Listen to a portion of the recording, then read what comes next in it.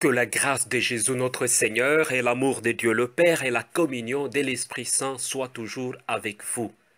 Bien-aimés dans le Christ, en ce 16e dimanche du temps ordinaire, la liturgie de la parole nous entraîne à la méditation de l'hospitalité. L'hospitalité est une vertu. En offrant l'hospitalité, on se donne la possibilité d'accueillir Dieu en personne. C'est ce que nous disent bien des histoires bibliques, à commencer par celle d'Abraham. C'est la première lecture d'aujourd'hui. Dans cette première lecture, Abraham accueille les 3 étrangers. La tradition raconte Abraham est en convalescence après sa circoncision. Et une autre tradition prétend qu'il est en prière et même en extase devant Dieu. Pourtant, il sort de sa prière pour aller à la rencontre des 3 hommes qui passent par là. Il se dit que Dieu peut attendre. Il a bien l'éternité à lui et qu'il est plus important de ne pas laisser des voyageurs passer près de sa tente sans leur proposer de s'arrêter chez lui pour boire un verre d'eau, pour manger quelque chose. Et donc Abraham les invite à venir boire un verre d'eau et demanda à Sarah de préparer des galettes pour eux. Bien-aimés dans le Christ, nous savons que la suite de l'histoire a montré que ces voyageurs ne passaient pas par hasard. Ils étaient des anges envoyés auprès du patriarche pour lui porter la grande nouvelle qu'il attendait depuis si longtemps. Les anges lui ont dit, un a dit plutôt, je reviendrai vers toi l'année prochaine et ta femme Sarah aura un fils. Vous voyez, Abraham croyait accueillir des voyageurs de passage. Mais voilà, il a reçu à sa table des annonciateurs de cette grande et bonne nouvelle qu'il attendait depuis longtemps. Bien-aimés dans le Christ, l'hospitalité est un devoir. Abraham, pour avoir exercé l'hospitalité, il a reçu Dieu lui-même. Malheureusement, c'est une politesse qui se perd dans une société de plus en plus portée par l'égoïsme.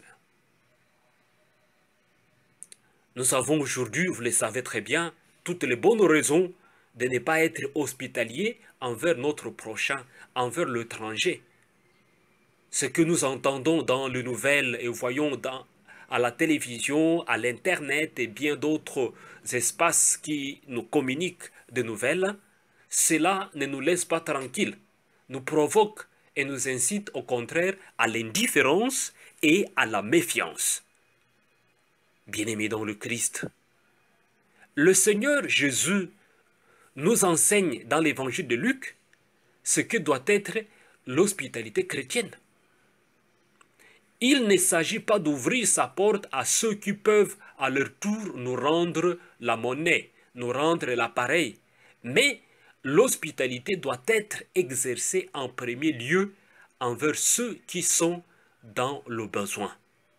C'est un devoir et non une option de la vie chrétienne. Il suggère l'amour des étrangers. Dans la loi de Saint Benoît dit « Accueillir les pauvres et les étrangers, c'est accueillir davantage le Christ. » Bien-aimés dans le Christ. Donc l'hospitalité nous provoque. L'hospitalité nous incite à être attentifs. L'hospitalité est une merveilleuse promesse parce que quand vous accueillez quelqu'un, vous ne savez pas le message qu'il amène pour vous. Jésus l'a dit dans Saint Matthieu que j'étais un étranger et vous m'avez accueilli. Recevez un héritage, le royaume préparé pour vous parce que vous m'avez accueilli. Accueillir son frère, accueillir sa sœur, c'est manifester l'hospitalité envers le Christ et de plus en plus recevant un homme de Dieu pour sa qualité de prophète, une récompense des prophètes vous est donnée. Nous avons des bonnes raisons, finalement, vous pouvez voir, d'être hospitaliers et de ne pas enfermer notre cœur par crainte des préjudices, mais plutôt d'ouvrir notre cœur, parce que le Christ frappe à notre porte. Il frappe à notre porte. Il a besoin de notre hospitalité. Bien-aimés dans le Christ. Dans la page de l'évangile d'aujourd'hui, Jésus est accueilli dans la maison de Marie et Marthe. Mais Jésus conclut à la demande de Marthe de dire à Jésus, de dire à Marie, venez, venez m'aider, pourquoi tu es assis seulement à côté du Seigneur? Jésus dira, Marie a choisi la meilleure part. Parfois, il y a plusieurs interprétations sur cet épisode, mais je pense que Jésus ne sous-estime pas le service de Marthe, parce que Marthe est en train de faire un devoir. En réalité, un devoir sacré, d'accueillir, de nourrir, de loger et de protéger celui qu'ils ont reçu, de protéger leurs hôtes. Mais parce qu'elle se plaint, Jésus parle de la meilleure part choisie par Marie, tout simplement parce que Marthe se plaint, pour dire qu'elle a beaucoup de choses à faire. Bien-aimés dans le Christ. Marie qui a choisi la meilleure part d'écouter le Seigneur, d'écouter la parole du Seigneur, nous révèle une chose, que notre hospitalité doit devenir une hospitalité spirituelle. Une hospitalité spirituelle, c'est cette hospitalité qui nous convie d'accueillir le Christ dans notre cœur, de l'accueillir au fin fond de nous-mêmes, de l'accueillir avec joie, une joie intérieure, de l'accueillir avec une paix intérieure. Le Seigneur notre Dieu bénit toujours au quotidien nos différents services. Mais, ici le Christ nous invite à aller en profondeur. Ça veut dire quoi en d'autres termes? Notre service doit être un service rendu par amour. Un amour attentif. Un amour qui écoute. C'est bien cela, l'hospitalité spirituelle. Marie a choisi cette meilleure part. Et donc Jésus invite Marthe aussi de choisir cette meilleure part dans son service, d'obtenir cet amour profond, un amour qui écoute. Bien-aimés dans le Christ, aujourd'hui, nous avons du mal à écouter. On vous confie une responsabilité et vous n'écoutez plus personne. Mais si vous n'écoutez pas, comment vous allez être au service des autres? Vous allez tout simplement vous plaindre. Jésus nous invite à l'écoute. En écoutant avec humilité, notre service sera béni. En écoutant avec humilité, nos engagements seront bénis. Et parce que ces engagements, ce service, c'est pour donner la vie. Soulager l'autre, c'est donner la vie. Accueillir l'étranger, les nourrir, les loger, c'est soulager une vie. Bien-aimés dans le Christ.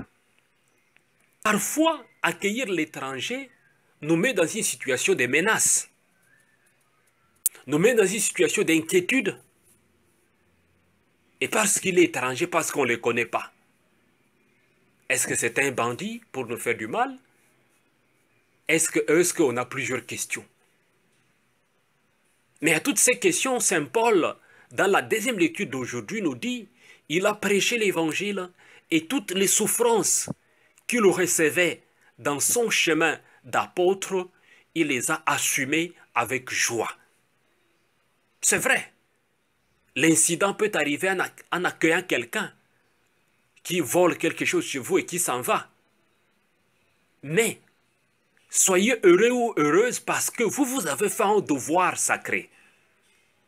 Parce que vous avez décidé d'accueillir, de donner une vie. Mais si arrive un malheur, ne restez pas dans l'option de dire désormais vous n'allez plus jamais accueillir quelqu'un parce que vous avez accueilli quelqu'un qui a fait du mal à votre maison. Le Christ se présente à nous sous différentes facettes. Il vient nous visiter. Il nous visite et il nous apporte toujours quelque chose de nouveau. Du mal peut sortir quelque chose de bien. Jésus le Christ nous invite à cela. Bien-aimés dans le Christ. Nous avons beaucoup d'exemples dans la Bible qui démontrent que ceux qui ont généreusement porté l'hospitalité aux étrangers, ils étaient bénis. Ayons cette dynamique, ayons cette contemplation des différentes histoires de la Bible où le Seigneur, à travers les étrangers, a béni et a visité son peuple. Ne reculons pas. Portons cette spiritualité de l'hospitalité qui consiste à écouter attentivement. Écouter surtout la parole de Dieu, communiquer cette parole de Dieu. Saint Benoît nous donne encore un autre exemple. Il dit, une fois on a accueilli quelqu'un, il faut l'amener à la prière. Il faut prier avec lui et présenter votre humilité à cet hôte. Priez pourquoi? Parce que vous devez prier afin que s'éloigne le malin qui peut être dans le cœur de quelqu'un. Voilà, recevons les autres comme des chrétiens. En le recevant, nous avons reçu le Dieu, le miséricordieux parmi nous. Bien-aimés dans le Christ, ayons cette attitude, la meilleure, d'accueillir le pauvre, d'accueillir le pèlerin, d'accueillir le passant, parce qu'il représente le Christ. Les accueillir avec un cœur rempli de charité, avec un cœur de dévouement, avec un cœur de service profond et meilleur. C'est seulement à ce titre que notre hospitalité sera une bénédiction pour nous et pour l'autre que nous avons accueilli. Recevez la bénédiction du Seigneur au nom du Père et du Fils et du Saint-Esprit. Amen.